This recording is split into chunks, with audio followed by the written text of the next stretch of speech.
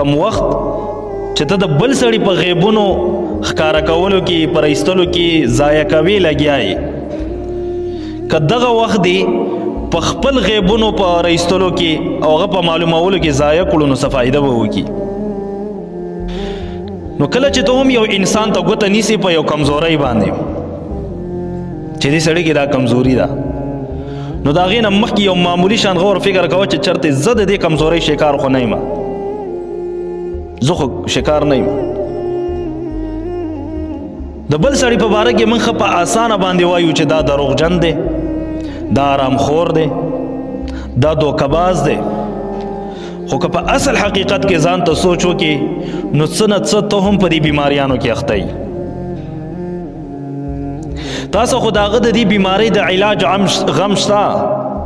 غم در سره دی چې د ده نه دا بیماري ختم شي دروغ ته ختم شي دوکه ته ختم شي حرام خوراک ته ختم شي دا خو لیکن د خپل وجود غم در سره نشته چې یاره ما کې که دا کمزورۍ نه وي نو خو ځان هم دا ایستل پکار دي که او یو خبره درته زه واضحه کړم چې آخرت کې که ته سوځې په اور کې نو د هغه د دروغو د وجې نه سوځې آخرت کې که ته په اور کې سوځې د هغه د دوکې او د آرامخوارۍ د وجې نه ته نه سوځې بلکې که آخرت کې ته سوځې نو د خپلو دروغو او د خپلو آرامخورۍ د وجې نه به ته سوځې په دې وجه موږ د ځان علاج نه کوو د بل سړي علاج کوو یو ډاکټر دی هغه په بیماری کې اخته دی خپله د کینسر بیمار دی یا خپله د اډوکو مسله ده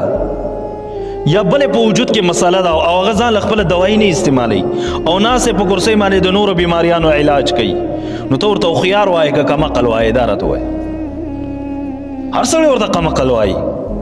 چې هلکه په خپله بیمار یې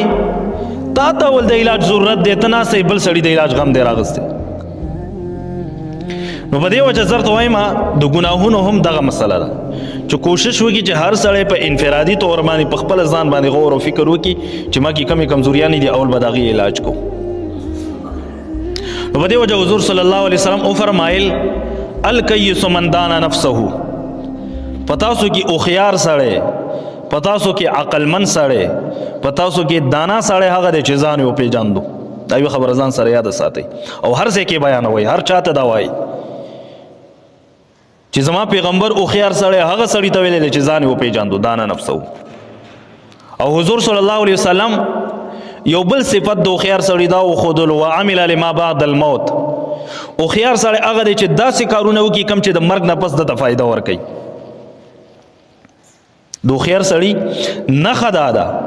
چې دا به همیشه داسې کار کوي چې د مرګ نه بعد دته فایده ورکوي کمقل سړي نښه دا ده چې دا به په داسې کارونو کې اخته وي چې د مرګ نه پس به دته فایده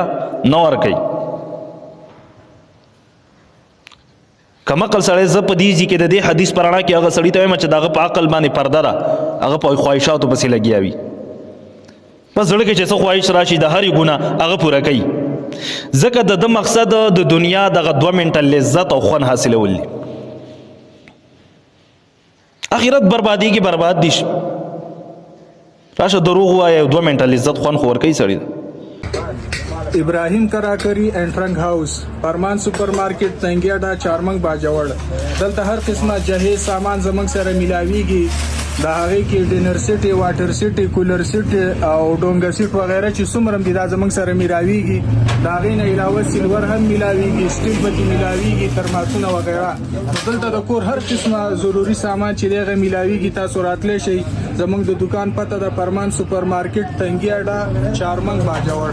او د رابطې نمبر یاد ساتئ 0303 93 97 893